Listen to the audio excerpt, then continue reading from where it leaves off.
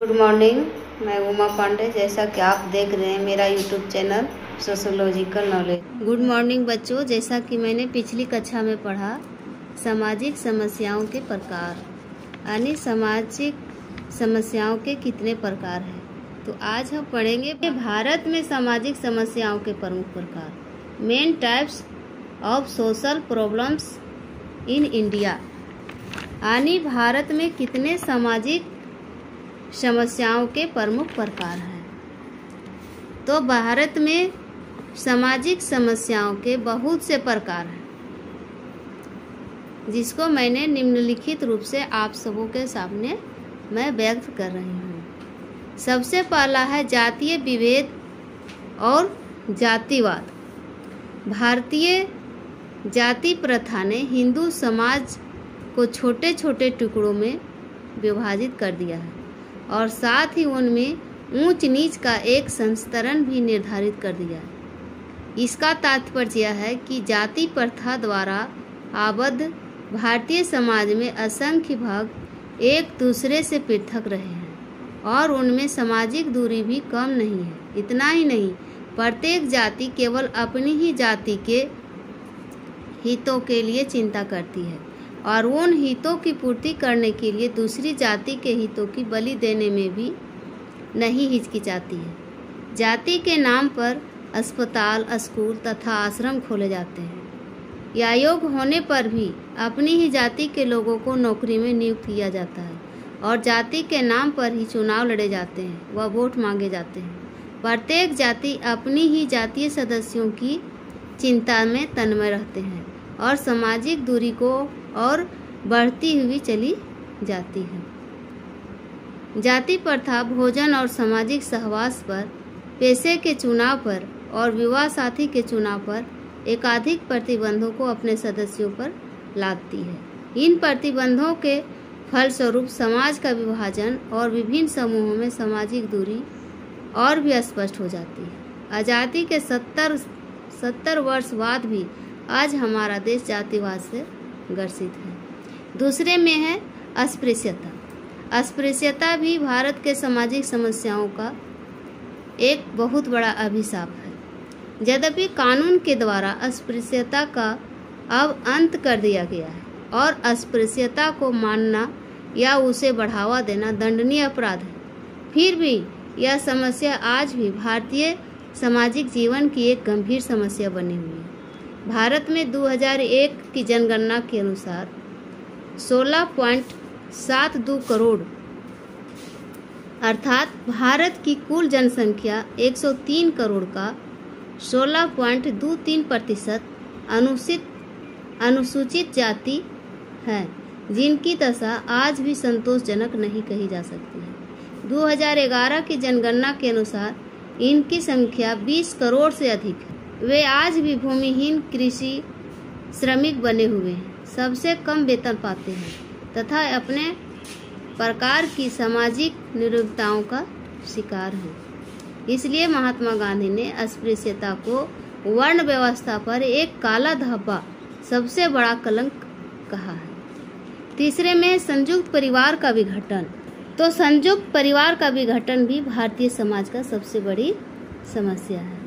भारतीय समाज की एक आधारभूत संस्था संयुक्त परिवार प्रणाली थी। इस परिवार प्रणाली का आजकल विघटन आरंभ हो गया है। इसी से भारतीय समाज में होने वाले विघटन का अनुमान लगाया जा सकता है। संयुक्त परिवार में सम्मिलित संपत्ति और सम्मिलित निवास होता था।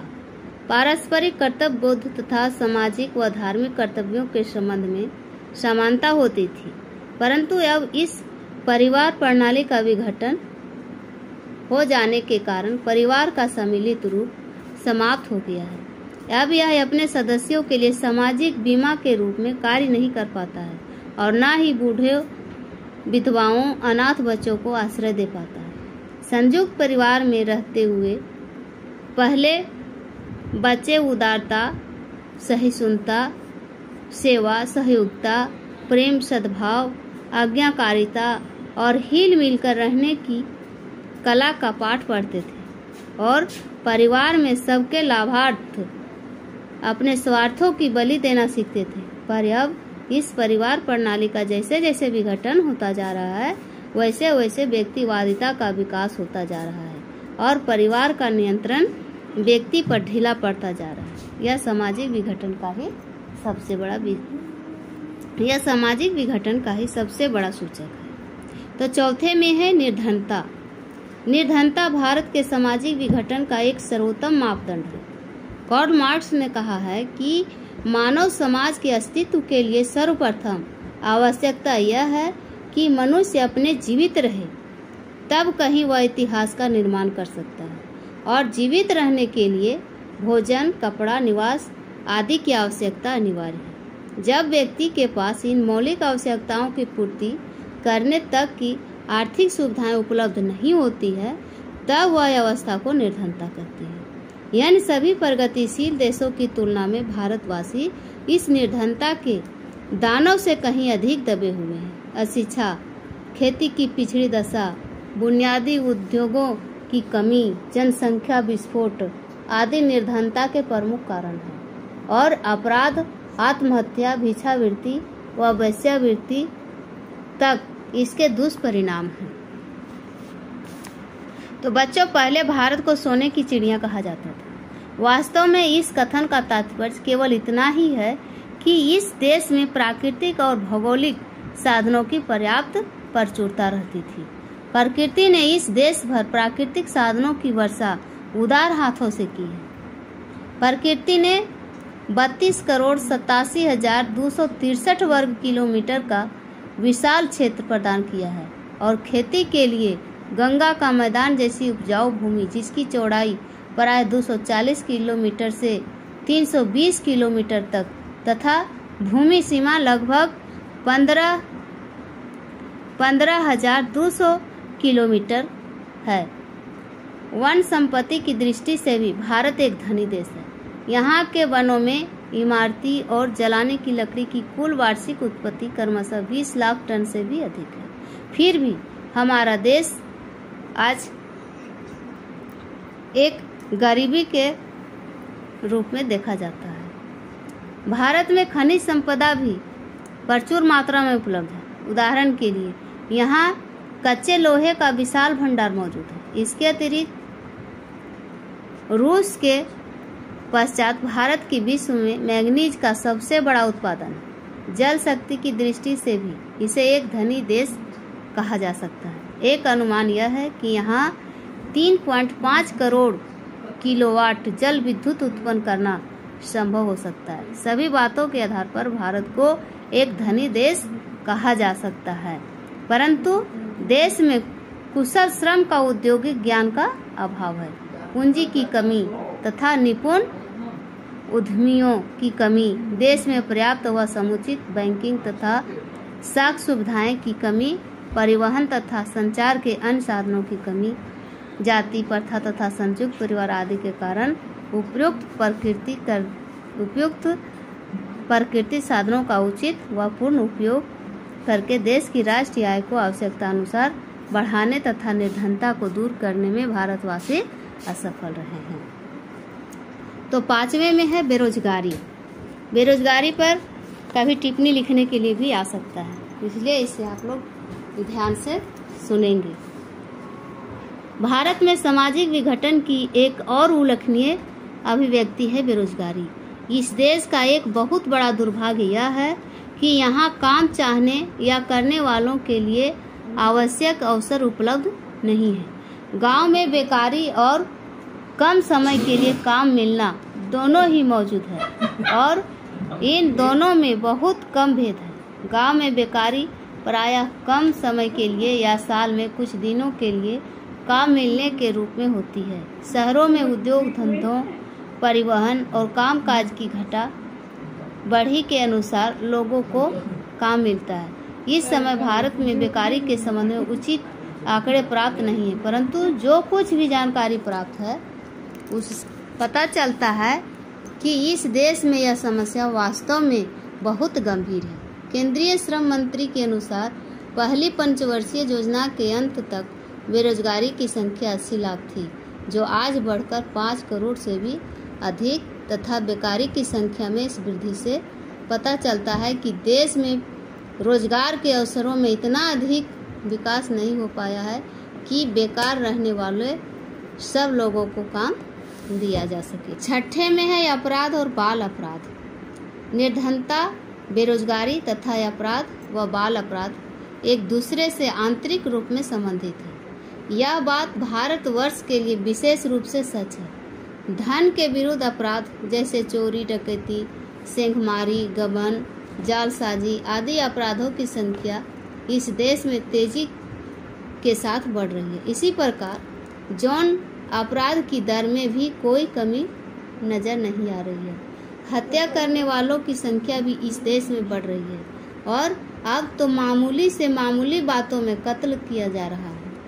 अपराध की भांति बाल अपराधों, विशेषकर औद्योगिक केंद्रों में कार्यरत बाल श्रमिकों की संख्या में भी इस देश में तेजी से वृद्धि हो रही है। सातवें में है वेश्यावृत्ति। वेश्यावृत्ति एक और गंभीर समस्या है जो कि भारत के नैतिक जीवन पर निरंतर आघात करती रहती है। सन 1956 के पहले तक वेश्यावृत्ति खुले तौर पर और आम सड़क और बाजारों में खूब प्रचलित थी।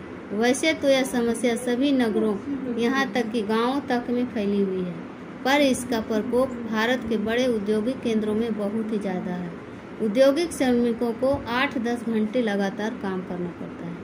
उनके रहने के लिए नगरों में मकान न उपलब्ध होने के कारण वे अपनी स्त्रियों को गांव में छोड़कर स्वयं शहर में अकेले रहते हैं। उन पर गांव की भांति परिवार या पड़ोस का कोई भी नियंत्रण नहीं होता है। साथ ही स्वस्थ मनोरंजन के अन्य कोई साधन न होने के कारण दिन भर का थका हुआ श्रमिक शराब पीकर थकान उतारता है और शराब की दुकान के पास ही वेश्याओं की बस्ती में जाकर यौन क्षुधा को शांत करता है। वेश्यावृत्ति केवल वेश्याओं के ही नैतिक पतन को अभिव्यक्त नहीं करती, बल्कि उनके शरीर को खरीदने वालों को भी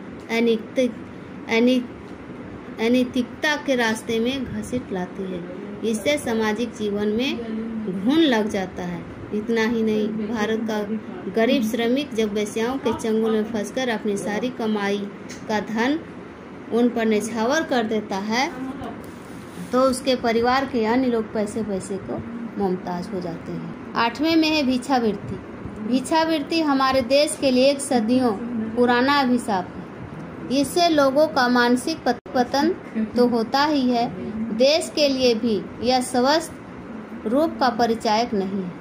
इस समय देश में 13 लाख से भी अधिक भिखारी हैं, जिनमें से केवल उस प्रदेश में 3,29,776 भिखारी निवास करते हैं। इसके बाद पश्चिम बंगाल का स्थान है, जहां भिखारियों की संख्या 2,35,175 है।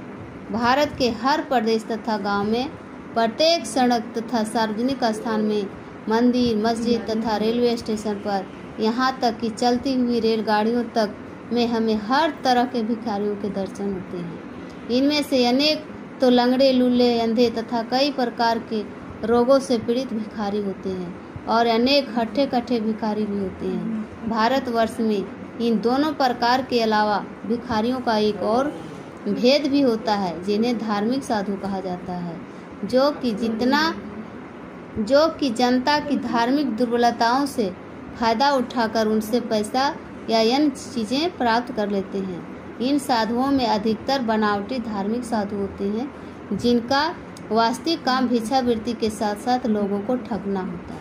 भारत में अनेक स्त्री और पुरुष इस प्रकार के भिक्षावृत्ति को पेशा मान लेते हैं और दूसरे किसी प्रकार के काम करने के इच्छुक नहीं होते हैं। भिखारी अपने बाल बच्चों को भी भीख मांगने की कला को बचपन से ही सिखाता है। तो ये सब है भिक्षावृत्ति। 9वें में है लोक जीवन में भ्रष्टाचार। लोक जीवन में भ्रष्टाचार भी सामाजिक अपराध है।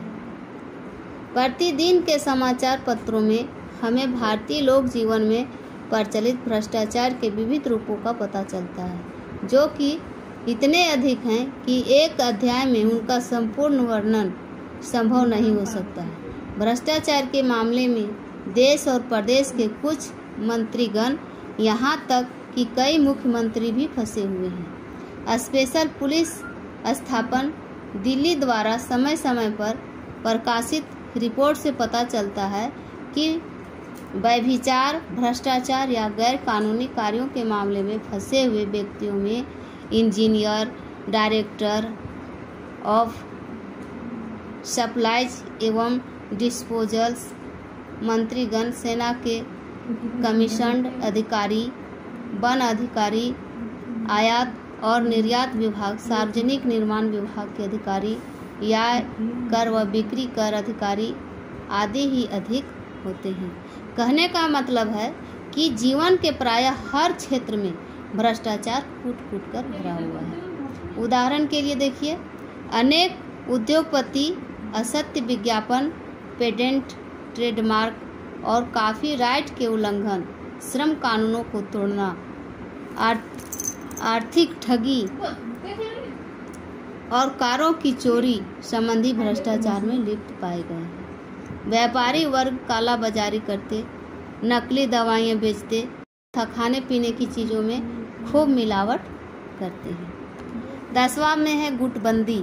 सामाजिक विघटन की एक और अभिव्यक्ति सामाजिक समाज में बड़े पैमाने में व्याप्त गुटबंदी है। साधारण बोलचाल में गुट शब्द का प्रयोग उस समूह के लिए किया जाता है जिसके सदस्यों ने कुछ सामान्य स्वार्थों के आधार पर अपने को इस भांति संगठित या दलबद्ध कर लिया है कि वे उन स्वार्थों की पूर्ति रास्ते पर रुकावट डालने वालों का विरोध सफलतापूर्वक कर सके। इसलिए गुट शब्द से उस तनावपूर्ण संबंध का आभास होता है जो कि एक स्वार्थ समूह दूसरे समूह से रखता है। 11वें में है जुआ क्रियावाद। सामाजिक समस्या की एक अभिव्यक्ति के रूप में जुआ क्रियावाद का भी उल्लेख किया जा सकता है। आज़ादी मिलने के प्रायः 55 वर्ष बाद भी इस देश के युवा वर्ग को सामाजिक राजनीतिक जीवन का एक स्वस्थ आधार, अपने व्यक्तित्व को निखारने के लिए आवश्यक सुविधाएं और डिग्रियां प्राप्त करने के बाद भी बेरोजगार का कोई ठिकाना प्राप्त न होने के कारण आज उसमें असंतोष और विद्रोह की आग भड़क उठी है, जिसकी की अभिव्यक्ति युवा क्रियावाद का आंदोलन है। चाहे यह क्रियात्मक कदम राजनीतिक नेताओं या कुलपति का घेराव करना हो अथवा जुलूस और नारेबाजी हो या हड़ताल और हत्याएं हो या फिर तोड़फोड़, आगजनी या सरकारी बसों को चकनाचूर करना हो। वास्तव में युवा क्रियावाद भविष्य के संबंध में घोर निराशा और काफी सीमा तक राजनीतिक पार्टियों के द्वारा उन्हें गुमराह कर देने के फलस्वरूप पनपा है। 12वें में है संप्रदायवाद। स्वतंत्र भारत में आज भी जो समस्या राष्ट्रीय एकता व संगठन के लिए अत्यंत घातक सिद्ध हो रही है वह है संप्रदायवाद का फैलता हुआ स्वरूप। इसका जन्म एवं लालन पालन भारतीय राजनीतिक रंगमंच पर ही हुआ है। इसी के फलस्वरूप हिंदू और मुसलमानों में सांप्रदायिक दंगे होते रहते हैं। इसी सांप्रदायिकता के फलस्वरूप सन 1947 में अखंड भारत खंडित हुआ। देश के 2 भाग हो गए, हिंदुस्तान और पाकिस्तान। पर इस सांप्रदायिकता का तत्काल दुष्परिणाम देश के विभिन्न समुदायों में भाईचारे की भावना का अंत व आदमी द्वेष का विस्तार, जान माल की बर्बादी, निरपराध व्यक्तियों की हत्या, राजनीतिक अस्थिरता और राष्ट्रीय सुरक्षा को खतरा उत्पन्न होना है। ये सभी गंभीर सामाजिक समस्याओं के ही द्योतक हैं। इस स्थिति को हमें हर कीमत पर रोकना चाहिए। अब है 13वें में क्षेत्रवाद। आधुनिक भारतीय समाज में जिन विरोधियों ने विघटन की प्रक्रिया को उजागर किया है उनमें क्षेत्रीयता तथा क्षेत्रवाद का उल्लेख भारतीय संदर्भ में करना बहुत आवश्यक है। इनका उदय कब और कैसे हुआ यह तो बताना कठिन है, परंतु इतना अवश्य कहा जा सकता है कि आज उनका जो उग्र रूप प्रकट हुआ है वह राष्ट्र प्रगति के लिए घातक सिद्ध हो रहा है। क्षेत्रीयता की भावना के जन जीवन में जड़ पकड़ने के कारण हमारा देश एकाधिक क्षेत्रों में मनोवैज्ञानिक तौर पर बट गया है। यद्यपि राष्ट्रीय एकता के दृष्टिकोण से हम अखंड भारत की कल्पना को साकार करना चाहते हैं। क्षेत्रीयता स्थानीय देशभक्ति तथा क्षेत्रीय अथवा प्रांतीय श्रेष्ठता की भावना को बल देती है। 14वें में है दहेज प्रथा। इस देश में दूल्हे भी बिकते हैं। इस देश में दूल्हे भी बिकते हैं। कहा जाता है कि दहेज लिया जा रहा है, लेकिन वह दहेज नहीं लिया जाता है, दूल्हा को बेचा जाता है। बड़ी अजीब सी बात है, पर है बात सच। इसलिए आज दहेज विरोधी कानून बन जाने के बाद भी वर पक्ष का नारा है कि दहेज नहीं तो शादी नहीं। वे कहते हैं कि दहेज लेंगे पर लेते हैं वर मूल्य। उन लोग कहते हैं कि दहेज लेंगे, लेकिन उन लोग वर मूल्य लेते हैं। दहेज तो वह उपकार है जो कन्या के माता पिता विवाह के उपलब्ध में स्वेच्छा से और स्नेहवश देते हैं। अगर कहाँ पर वर मूल्य तो वह निश्चित धन या भेंट है जो विवाह के पूर्व ही वर पक्ष निश्चित कर लेता है और जिसे विवाह की एक शर्त के रूप में विवाह से पूर्व ही कन्या पक्ष को चुकाना होता है। नहीं चुकाया तो कलेश होता है, बारात वापस भी जा सकती है या फिर ससुराल में दुल्हन को उत्पीड़ित किया जाता है अथवा मार डाला जाता है या जला दिया जाता है। तो समाज का सबसे बड़ी सामाजिक समस्या दहेज प्रथा है। उसके बाद एक और है, उसको भी हम बता देते हैं, जो कि कभी इस पर टिप्पणी भी लिखने के लिए आ सकता है। यह है आतंकवाद। पिछले कुछ दशकों से जो समस्या भारत के शांति और सुरक्षा के लिए एक गंभीर चुनौती बनी हुई है, वह है आतंकवाद की समस्या। अभी तक इसके 3 प्रमुख स्वरूप हमारे सामने आए हैं। प्रथम, जो पंजाब में भिंडरवाला के नेतृत्व में खालिस्तान की स्थापना के लिए उभरे आतंकवाद की घटनाएं थी, जिनके अंतर्गत कई वर्षों तक पंजाब आतंकवाद की आग में जलता रहा और जान माल की अपूरणीय क्षति हुई।